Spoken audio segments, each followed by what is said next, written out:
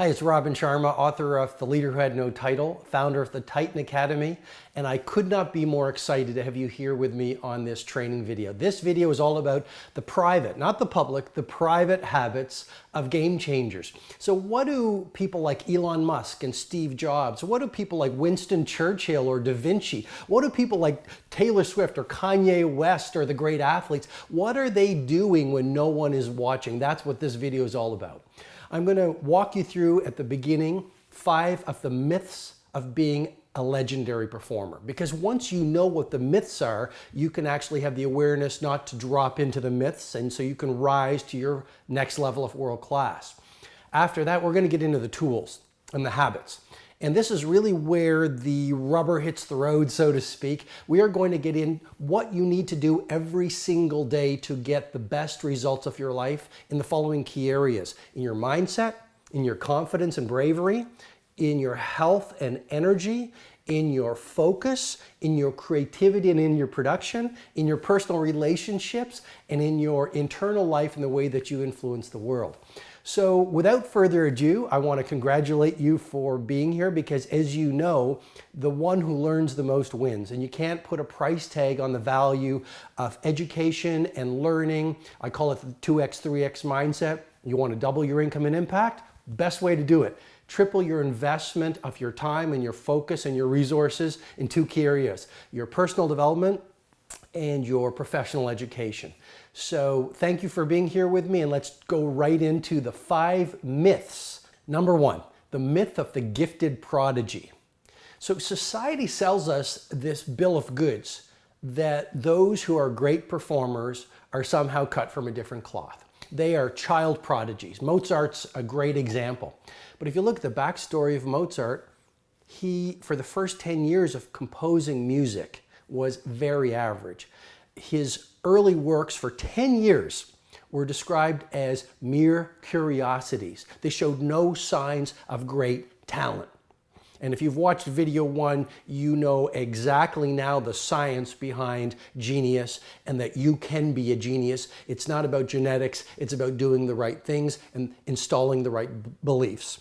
So the key idea on Mozart is it took him 10 years of daily focus. His father was a music coach. His father said, you must be doing this all the time and composing music. And he pushed him very hard, because that's how the family survived in terms of an economic income. And Mozart just spent the time. Anders Ericsson is the preeminent research in the field of exceptional performance. And he's the one who actually came up with this famous 10,000 hour rule.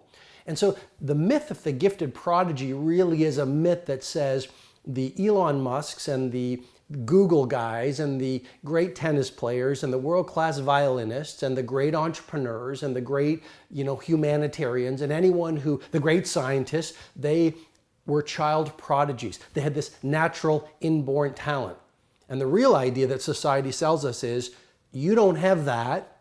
You're just ordinary. I'm just ordinary. Resign yourself to average and spend your best years not dreaming too big and not reaching too high.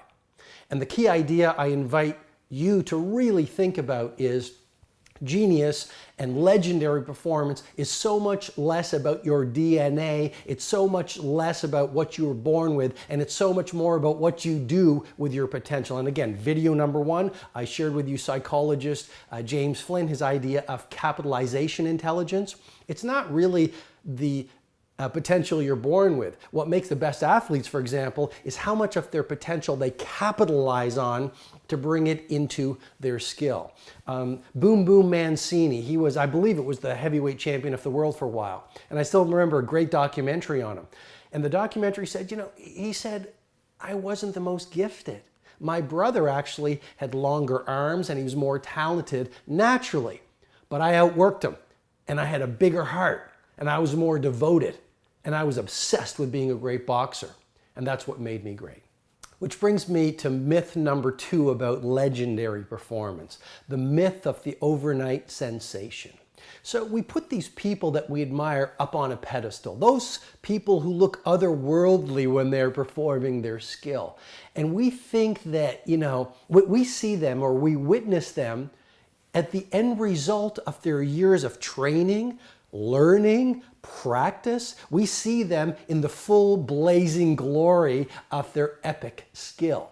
And we fall into the trap of thinking, wow, they must have had an overnight success. But if you look at the backstory, every great performer, it's the old idea, right? It took me 20 years to become an overnight success. And so I just want you again to wrap your brain cells around the idea that patience is more important than natural talent. Grit, remember Angela Lee Duckworth, University of Pennsylvania? She studied very successful students, very successful people. Their number one common trait was not their natural IQ. It was this word she coined, grit. Their ability to stick with it, their ability to be patient, their ability to be knocked down and get back up, their ability to play the long game. So myth number 2, the myth of the overnight sensation, really reminds you patience truly is a virtue when it comes to legendary performance. Don't play the short game, be in it for the long game, right? What you do every single day is much more important than what you do once every few years. You want to be consistent, you want to do the training, you want to do the learning, you want to run the right routines and rituals. Small daily acts of optimization and focus, when done consistently over time, are guaranteed to yield you remarkable results. Myth number 3 of legendary performance, the myth of the privileged producer. Again, we look at people who are world class and we say, you know what? They must have had rich parents. They must have lived in the right neighborhood. They must have gone to the right schools. They must have had lucky breaks. They must have come from blessed backgrounds. And that's just not true if you look at the research and you look at the backstories. Let's go to the Brazilian footballers. I mean, these are some of the most talented footballers, or wherever you're from, you might call them soccer players, but they are truly world class. But if you look at their backstories, many of them came from the poorest areas throughout Brazil. And they were not privileged, and they didn't have great backgrounds. What they did have in common was a few things. Number 1, a commitment and a desire to be BIW, best in the world. Number 2, they were members of talent hotbeds. So they were in communities where when they were little kids, where every single one of their friends in Brazil also wanted to be a legendary football player, soccer player. And they looked at, they admired, their heroes were the great Brazilian football players. And they knew they lived in beautiful houses. And they basically saw football or soccer, whatever you want to call it, as a ticket out of poverty. And that gave them the fire in the belly. And so because all their friends were doing it, and because the Brazilian government had set up these training institutes that were using cutting-edge training techniques where they touched the ball a lot more, by the time the Brazilian footballers had reached 14 or 15, they had touched the football millions of times. And so when compared to their counterparts in other places around the world, they were undefeatable. They were undefeatable. But it wasn't natural talent. It wasn't divinely blessed gifts. It was just a reflection of the talent hotbed, the skills that they learned, the coaches that they were blessed with versus privileged backgrounds. You can do this too. That's really what training video number 1 was all about in many ways. Lots of science, lots of tactics, game-changing ideas for sure. If you haven't seen video number 1, you need to take the time to watch that video. It is a tour de force on what makes a game changer a game changer. And the bottom line is you can do it. You can do this. It's not about natural gifts. It's about learning what to do and then applying it every day. Other talent hotbeds, let's look at Silicon Valley. I mean, when Steve Jobs and Wozniak formed Apple in the garage, every one of their peers was thinking about technology. There was that homebrew club that Steve Jobs was a member of, and where he actually met Steve Wozniak. And so every one of those people were thinking about technology, and they were thinking about computers. And because they were in that talent hub, and it was Hewlett Packard was helping them with resources, and there were people that were coaching them, they were inspired to grow these companies. And now the world pedestals Steve Jobs and Wozniak and Larry Ellison and all of those people that were around at that time as geniuses. They weren't geniuses, they just did different things. Final example of a talent hotbed would be Florence during the Renaissance age. Incredible art came out of there, incredible inventions. But again, it was less about these people having privileged backgrounds. I mean, if you look at someone like a Michelangelo, and one thing I encourage you to do before you get to the end of your life is go to the Vatican and witness the Sistine Chapel. I mean, I was there a number of months ago with my children, and as I walked in, my heart was so touched, tears filled my eyes. Why would tears fill my eyes? Because I saw human possibility in action. And when we witness greatness, something deep within us is triggered, and it reminds us of the greatness you have within you and I have within you. And as I shared in video number 1, we all have that greatness. We all have that genius. We all have that destiny. We all have that giftedness within us. But it's smothered as we leave the perfection of childhood and we receive the messaging of our mom and our dad, well-intentioned as they were, but they start to share the fears that they were trained to fear with us. And then we go to school and our teachers say, fit into a box and think like everyone else and don't dream too big. And we get the messaging from the media and the rest of society and the peers around us that says, live within a box and eat from a box and drive to work in a box and die in a box. And we live the best years of life in this box of mediocrity or averageness versus stepping up to the bigger game of playing at world class, which is what this video is really all about. And I want you to think about Florence and Michelangelo. He was told to be small. He was told to have a real job. His father wanted him to be a doctor or a lawyer, and he wanted to be, what did he want to be? He wanted to be an artist. He wanted to be a sculptor. And he just was relentless, and eventually his father used to beat him for his idea and his vision to be a sculptor. But eventually his father relented, found an apprentice, and look what happened to Michelangelo. I mean, it took him 4 years of obsessiveness to create that Sistine Chapel. He hurt his back from it. He had to create special scaffolding that the world had never seen. People laughed at him. His sponsor actually said, we're no longer going to pay you because things were so delayed. Frustration after frustration. But where the victim sees failure and adversity, the game changer sees opportunities and a chance to pursue your craft. And so I just want you to remember that third myth, which is really you don't need a privileged background. You actually don't need a lot of money to be a game changer. You actually don't need special skills and talent. You just need to have the education, the learning, the exposure, then surround yourself with the right, what I call talent army, which is coaches, the right peers and friends who support your rise from where you now are to where you want to be. Number 4. The fourth myth of the legendary performer, the myth of the balanced virtuoso. As candidly as I possibly can share with you, balance and world class can't live in the same room together. Now, what do I mean by that? I am someone who really loves balance, and I believe you can make your rise to be a game changer and a legendary performer and a human being who leverages the rest of your days to make history. But you can't do everything. I mean, it was Confucius who said it beautifully. The person who chases two rabbits catches neither. So you can have some form of balance, but you can't be a jack of all trades. And if you really want to be a virtuoso, you do have to be obsessed with what I call the vital few. We live in a world that is addicted to distraction. I shared in the first video 63 pieces of information every single day. So it is so easy to become addicted to distraction now, and you see people succumbing to this seduction. They're walking around, checking their smartphone, gossiping, making excuses, overstimulated, absolutely exhausted, too much TV, too much video games, too much web surfing, too many notifications. But the virtuoso is so different. They live in this tight bubble of total focus.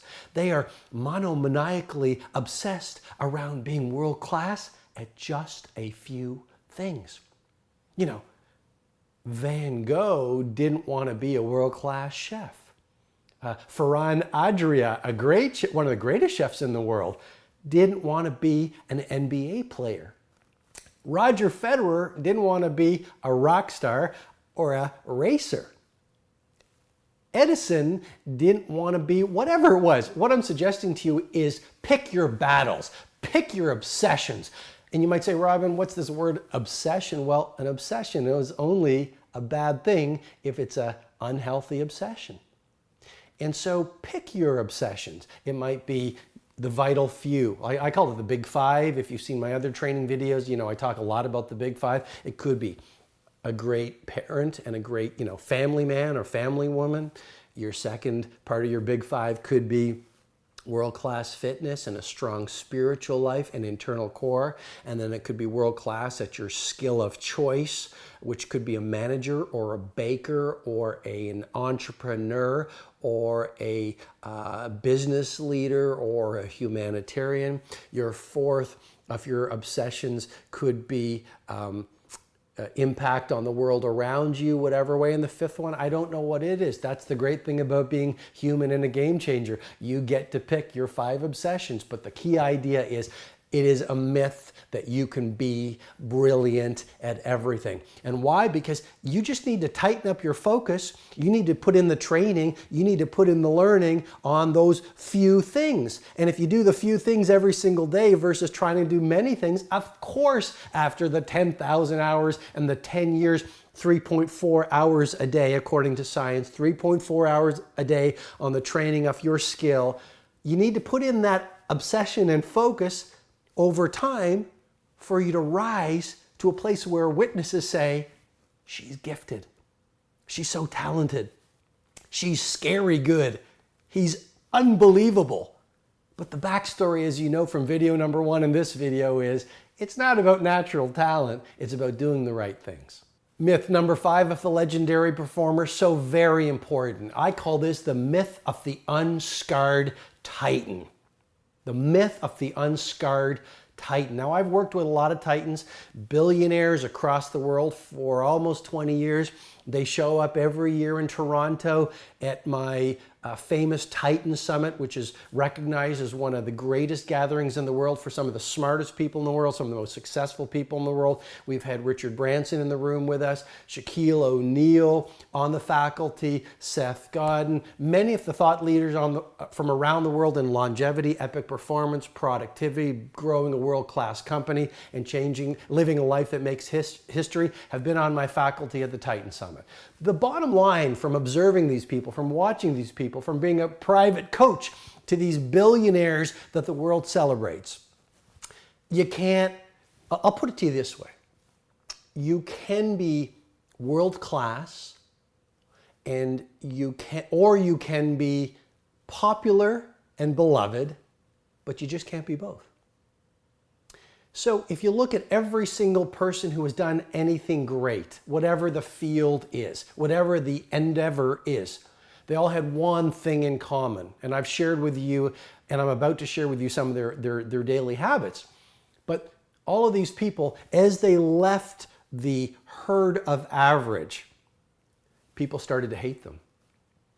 And jealousy, hatred is the price ambition and greatness pays to reach iconic. You have to, and I say this with great love, but you just have to develop a tough skin and say, you know what? As I rise to the glory within me, and as I express the fullness of my gifts, and as I change the world by who I'm becoming and what I'm doing and the value that I'm pouring out into the world, people are not going to like it. People will be threatened. Why? Because you are modeling the possibility every one of them has. And that's a pretty scary thought because they then have two choices. Either they go, I do the same, but that would mean they would have to leave their safe harbor if they're known. They'd have to change. They'd have to face their fears. And most people don't have the guts to do it. So they bring you down. The other choice is they model your possibility. And they say, how did you do that? What did you learn? What are the beliefs you're running? What are your daily habits and rituals? Allow me to model them too. But that takes bravery. It takes bigness. It takes an open mind. It takes an open heart to say, you know what? I'm going to leave my circle of average and I'm going to have the guts to sail out in the blue ocean of possibility. And I want to be like you too. Very few people are willing to do that. But why are you watching this video? Because you're the kind of person who wants to be a game changer. You're the kind of person with the bravery to say, I'm going to challenge my beliefs.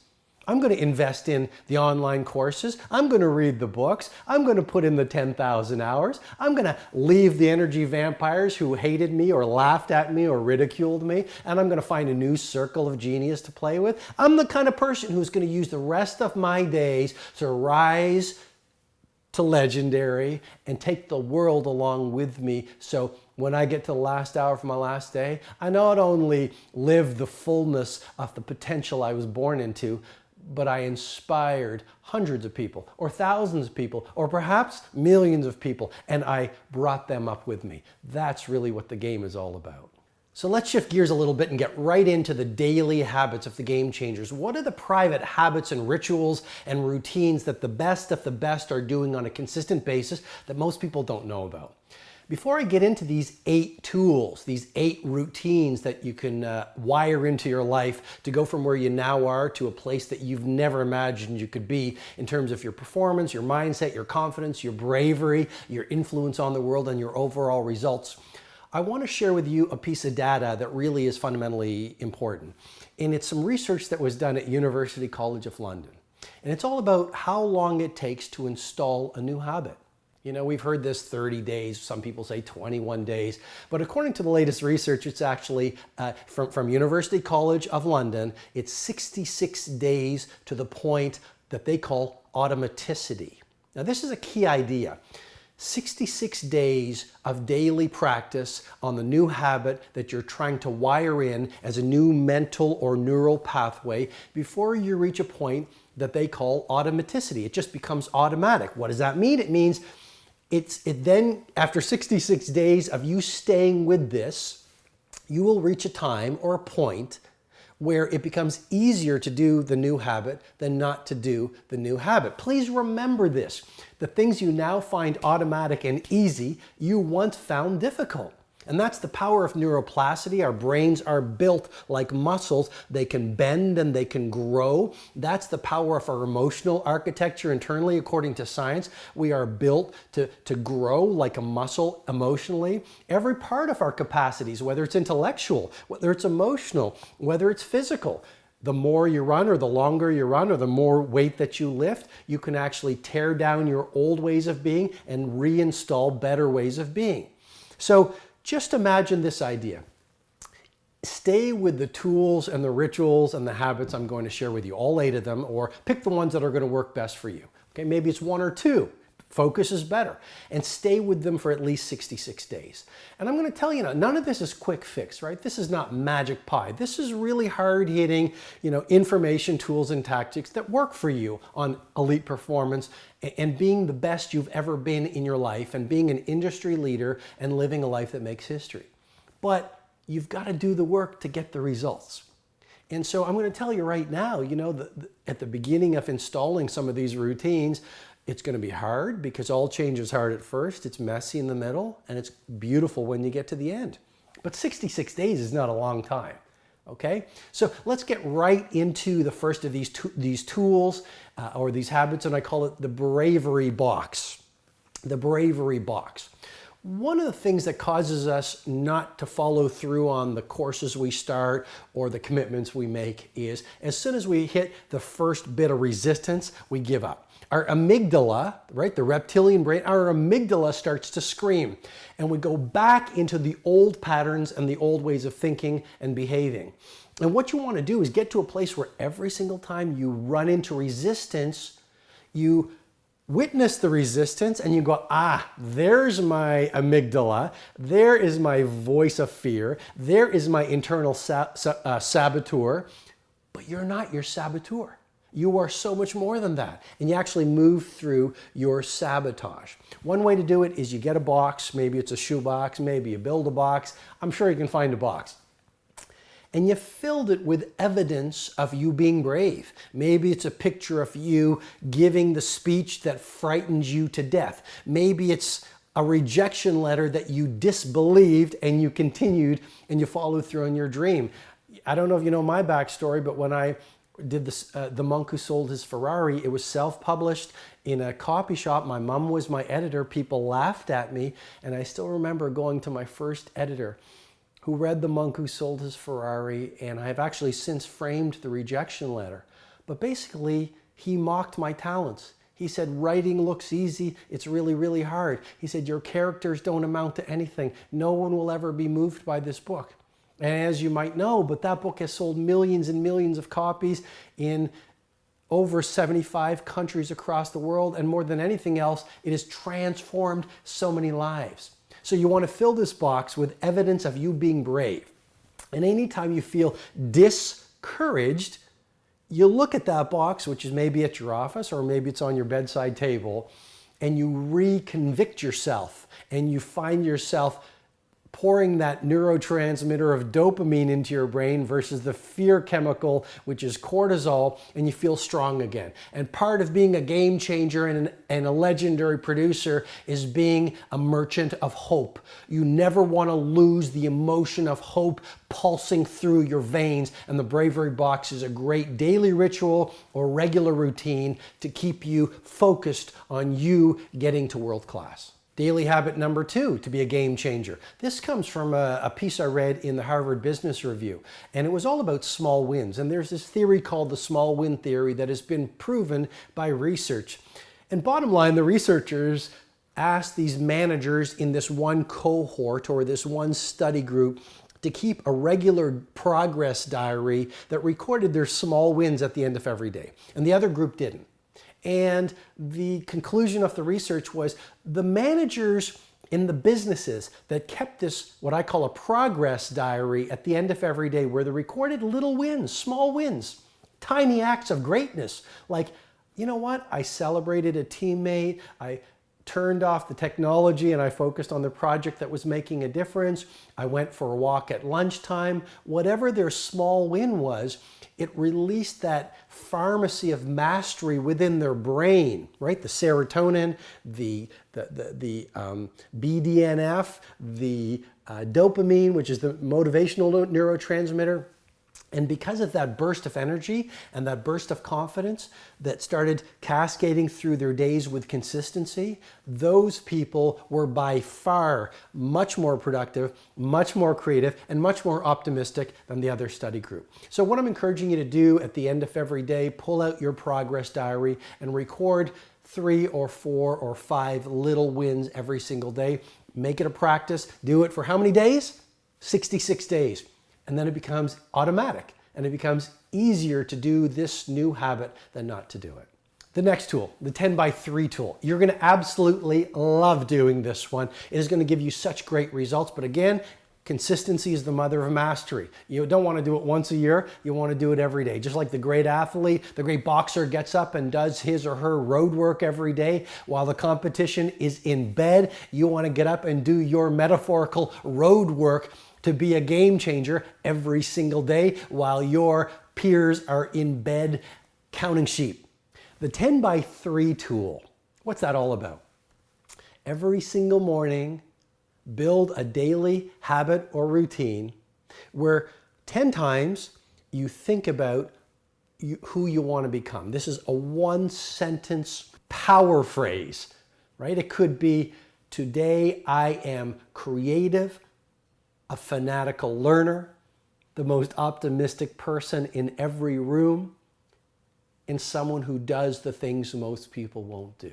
I don't know what your one-line phrase is going to be, but the 10x3 tool, you think it 10 times, and then you write it in your journal 10 times, because writing is so powerful. It imprints that one line in terms of your self-identity, not only on your conscious mind, but on that incredibly powerful unconscious mind. And then the final part, 10 times you speak it. Words are so powerful. Again, neurolinguistics have studied the power of words. If you fall into the seduction of victim speak, I can't, I hate, I'm sick of this, I don't like my life, nothing ever works for me, I'm not the kind of person who could do the things Robin is doing, I don't love learning, I love too much TV, I am a complainer. If you speak like that, then you think like that. And if you think like that, you feel like that. And if you feel like that, you produce like that. It's not because the world doesn't want you to fly and be iconic. It's because you are your own worst enemy. And victims can't see it because they are so seduced by the hypnosis of their victimhood. And what I am challenging you with great love and respect is today is a day, please step out of any victimitis that you might have fallen into and step into you being the best thinker, producer, performer that you can be. And don't just do it for yourself and your family, do it for the world. Because the world will be better as you become happier, as you become more creative, as you become more energized, as you start producing the kind of results that wow all witnesses. So the third thing to do is you look in the mirror and you repeat this power phrase 10 times. The 10 times 3 tool. Words have such power, right? There's the victim speak, and then there's the language that A players use. It's all about I can. It's all about the language of possibility. It's all about I am excited. And here's an exercise I want you to do. I want you to actually write down, or maybe do it right now, but I want you to write down a series of I am statements.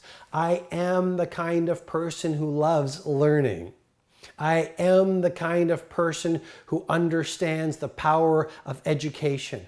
I am the kind of person who follows through on my commitments. I am the kind of person who watches videos right to the end. I am the kind of person, when I fall, I get back up. I am the kind of person who uses the right words. I am the kind of person who leaves people better than I find them. I am the kind of person who knows more about what I do because of my investments in learning, my love of learning, my surrounding myself with the right people who does things that other people can't believe I do. And before I get into tool number 4 to help you, because these videos are all about serving you, they're all about helping you. I see myself, you and I are in this together. That's the best way I could put it. You and I are in this together. I am here with you on this ride to you becoming world class in the core areas of your life. But ultimately, no idea works unless you're willing to do the work. So to help you, click on the orange button below, and there is a PDF where you can run through these exercises. They're going to give you some great traction. They're very, very powerful. And again, just remember this. Every professional was once an amateur. Every master was once a beginner. You just got to start. Today's a great day to start. And a year from now, I promise you, you'll wish you would have started being a game changer today. Habit number 4, you absolutely want to nail. Get your sleep cycles right. So, you know, I've become very well known around the world for the 5 a.m. Club and my 20-20-20 formula. I'm not going to get into it right here. But the key idea is this. As you begin your day, or the way you begin your day dramatically determines how you produce and perform in your day. The Spartan warriors say, the person who sweats more in training bleeds less in war. And so you want to get those first 60 minutes of your day right. I call it the holy hour, right? While the rest of the world is asleep, use those first 60 minutes to get fit, to prepare yourself, to do your power phrase, to do your morning declaration, so you prime your mind. Write about forgiveness in your journal, write about gratitude so your emotional life gets completely invigorated during that holy hour. Get on a treadmill, drink your water. Look, I know you, or I can teach you later about some of the things to do in the 60 hours. But what I want to suggest to you right here is the holy hour and getting up at 5 o'clock and giving yourself those 60 minutes to prepare yourself to be world class during your workday and in your private life doesn't mean you sacrifice sleep. You know, in the social media, people say, well, you know, I need sleep. Well, according to very good science, the #1 way we cut our longevity is we don't get enough sleep. So tool number 4 is really about getting your own sleep cycles right. Some people need, look, Mariah Carey says, I need 15 hours of sleep a day. And this is pretty interesting. She sleeps with 20 humidifiers around her, according to Business Insider. 20 humidifiers around her. She says it's like sleeping in a sauna. But that works for her, and that's what she needs. You know, hip hop legend Eminem, he sleeps with tinfoil on his windows. He needs it. And he sleeps with, even if he's traveling, a noise machine. White noise works really, really well for him. Winston Churchill, he loved to nap, just like John F. Kennedy. I love to nap. It's one of my secret, I don't like the word weapon, but it's a positive weapon. I get up usually at 4:15, but in the late afternoon, I learned this from my dad, I take a nap and it just reinvigorates me. And Winston Churchill would say, at 5 o'clock every single day. You see this consistency. He would have his whiskey, and then he would sleep for 2 hours. And Winston Churchill said that allowed him to get a day and a half of work in every 24-hour cycle. Final example of someone who just experimented and they found the right sleep cycle for them was Da Vinci. And this is called, I think you'll love this, the Uberman sleep cycle. Every 4 hours, Leonardo da Vinci would nap or sleep deeply for 20 minutes. Find the sleep cycle that works for you, but this is a key ritual that you want to wrap into your life to get big things done. I've mentioned quickly the holy hour, and the way you begin your day drives the way you produce and feel and live in your day. A great habit of many game changers and titans that I've observed is really a morning declaration. And as I mentioned, your words are so powerful. Neurolinguistic experts say that our language provides a filter or a windshield on the way we see the world. So victims, through the language they use, they train their brains to focus on what's not working. But those who are the A players use, whether consciously or unconsciously, they are choosing different language. And the language forms a context or a filter or a windshield so that they actually see not the negative, but the opportunities, the possibilities. And then, as I suggested to you, your language affects your thinking affects your feelings affects your behavior. I mentioned this Titan Summit that so many people talk about that I run every year. And, I created this Titans Morning Declaration, and I thought, just to give you an example of something you could recite every single morning to prime your focus and build your confidence and imprint your unconscious on what matters most and how you'll live the day. I wanted to read the Titans Morning Declaration from last year's Titan Summit. Imagine reading this every single day. It only takes a few minutes. Today I stand for my highest and absolute best. I am fearless, curious, excellent, and kind. Challenges provide fuel for my growth. Setbacks offer material for my growth. I think world-class thoughts. I do world-class work. I live a world-class life that amazes those around me. I am a lion, not a sheep. I am a warrior, not a victim. I'm a leader, not a follower. I am an icon, a legend, a possibilitarian. I think, achieve, and play at 100x. So at my last hour, I know I gave my best. I am a Titan.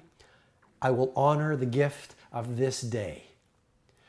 If you click on the orange button below, I've actually provided you with this sample from the Titan Summit so you can read it every single morning. Again, I just want to be an instrument of service for you. Imagine if you built for 66 days, you did this declaration. Watch the results that will happen. The sixth private habit that the best of breed, the epic, iconic performers all do, is in their private moments, they spend a lot of time thinking. But here's one of the key things they spend a lot of time thinking about: how they can make a difference to the world. Now, this might sound very romantic and it might sound very esoteric and not very practical, but all of the best, they seriously, whether it's conscious or unconscious, they have found some cause that fuels their passion and touches their emotions. I mentioned in video number 1, Elon Musk, SpaceX, Tesla, he said himself at Stanford University in an interview, a less than 50% chance that they would succeed. Who does that? Why would he invest his personal resources after selling PayPal, his personal resources? This is not, investors. Why would he do that with such a limited chance of success? He said it had to be done for the fate of humanity, right? Electric cars for the fate of humanity. His goal of putting people on Mars for the fate of humanity and the coming population crisis. Steve Jobs, not driven by being a billionaire. When he finally got a house, He just had a few things in there, including this beautifully designed lamp and a futon. These people are not driven by money. Now, let's go to the research in case you're dismissing what I'm saying because you're saying, no, these people are all about money. According to some very good research done recorded in the German socioeconomic panel survey, which is actually the largest database in the world of what makes people happy. The number one driver of happy people, the number one was not their genetics. The happiest people, it wasn't their lifestyle, it wasn't where they lived, it wasn't their geography. You want to write this one down. It was their commitment to creating value for others. It was their devotion to altruism. Sonia Lyubomirsky is one of the most respected positive psychologists in the world, along with people like Marty Seligman. She did a study. She got these people to do 5 altruistic acts, or these 5 acts of kindness every single week. And then the other study group didn't do them. Those who did 5 simple acts of kindness every single week with great consistency, I want to say 66 days, but it wasn't 66 days, but they did 5 simple acts of kindness every week, which they recorded, were significantly happier than those that didn't. And then you're going to say, well, what does happiness do with peak performance and being an icon and a legend? Well, you know what? Happy people get great things done. Happy people create that neuropharmacy of outright mastery. Happy people block out the cortisol, which is the fear neurotransmitter, which stuns you and paralyzes you and makes you stuck so you can't even get out of bed when things are falling apart. When you're happy, you leap out of bed, whether your world is wonderful or whether your world is miserable. When you look at the hardiest people according to science and research, these are the people who find happiness not only when things are going beautifully, when things are falling apart. So you definitely want to use this tool, and I call it the 10x value obsession. Ask yourself on a consistent daily basis in your morning routine, how can I contribute greater value to the world? How may I best serve the most people? And you can write it down in your journal for that day, but how can I actually give 10 times the value to my company that they have any right to deserve? How can I give my community 10 times the value by smiling at people, by finding good things about strangers to the world? I mean, the world is in a pretty messy place. You know what? You definitely want to run this 10 times value obsession. It's a great habit that the best people run. Okay, the final 2 habits of legendary performers. Habit number 7, which is the 5-minute movie. Visualizers are elite performers. The mind thinks through pictures in so many ways. Yes, it thinks through words. Yes, it thinks through ideas, but pictures and imagination and visualization is one of the things the best skiers in the world, the Olympic athletes, the gold medalists, even the best entrepreneurs do on a daily basis. A 5-minute movie is simply a 5-minute visualization or a 5-minute meditation. And please, again, keep your mind open. Meditation is not religious. It's not spiritual. Tons of great science. Meditation releases serotonin, which is a pleasure neurotransmitter. Okay, it makes you feel stronger. It builds confidence. It helps you respond differently from stress. You actually train personal hardiness into your brain through 5 minutes of meditating or visualizing every morning or every night. And so what you do is you sit down, you focus on your breathing, you get really quiet, and you imagine yourself doing the things you want to do. Maybe it's doing work that frightens you. Maybe it's making the difficult sales call. Maybe it's being graceful under pressure versus reactive under pressure. Maybe it's listening to your son or your daughter or your spouse versus thinking about other things and not being fully present, because one of the greatest things you can give your loved ones is the gift of the fullness of your attention and presence. But the 5-minute movie is another great tool to pick from and select from to put into whatever daily routines you choose to install for the next 66 days for you to make the leap from where you now are to where you've always wanted to be. Which brings me to the final tool, tool number 8, get fit like a professional athlete. You know, there's a great book you definitely want to read. It's called Spark. There's great science coming out on the power of physical fitness. You know, physical fitness on a daily basis releases BDNF, which has been called by some of the experts like Dr. Ratey, miracle grow for the brain.